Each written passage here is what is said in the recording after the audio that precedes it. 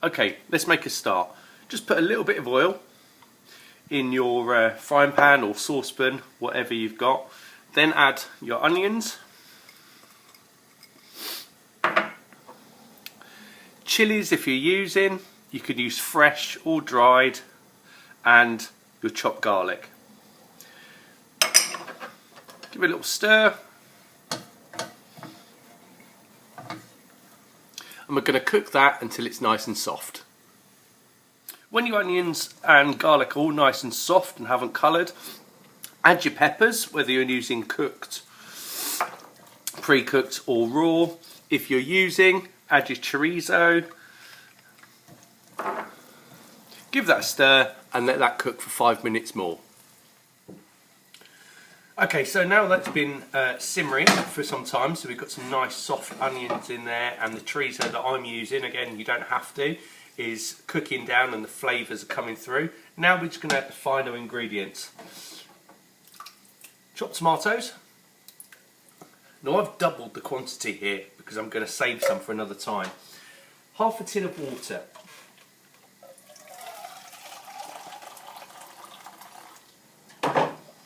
Give that a little rinse out.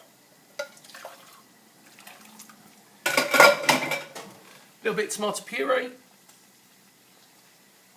Because I like spice, and obviously we're trying to do a Mexican-y style dish, I'm going to add a little bit of Tabasco sauce. Don't need it if you don't want to, or if you don't have it. And finally, if you have got, just for a bit of sharpness, about a tablespoon of balsamic vinegar.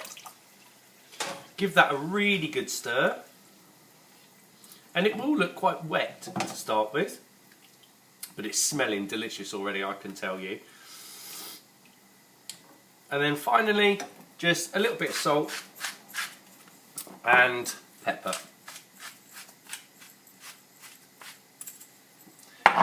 One more stir, put a lid on, and we'll come back and check it in 10 minutes.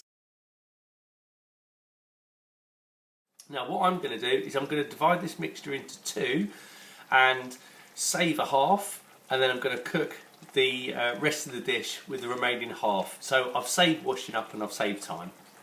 So I've divided my mixture into two, and the other half is chilling down now, but I need to make my brunch because I haven't eaten yet and I'm getting a bit peckish.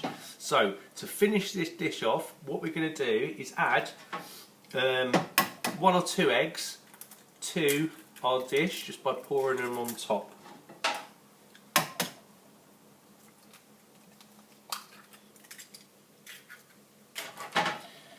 Our eggs are on. We're just going to put a lid on the top, and we're just going to watch that, and it'll probably take about 5 minutes.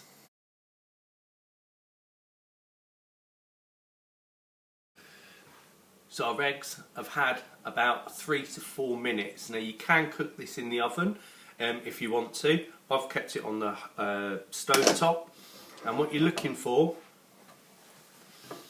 is a slightly runny egg, because don't forget they're still cooking, alright, in that lovely tomato sauce. So just slightly wobbly like that. This is perfect to serve. You could dish this up in a big bowl and share it, but what's really nice is some delicious soda bread to go with it. Just so happens I made some.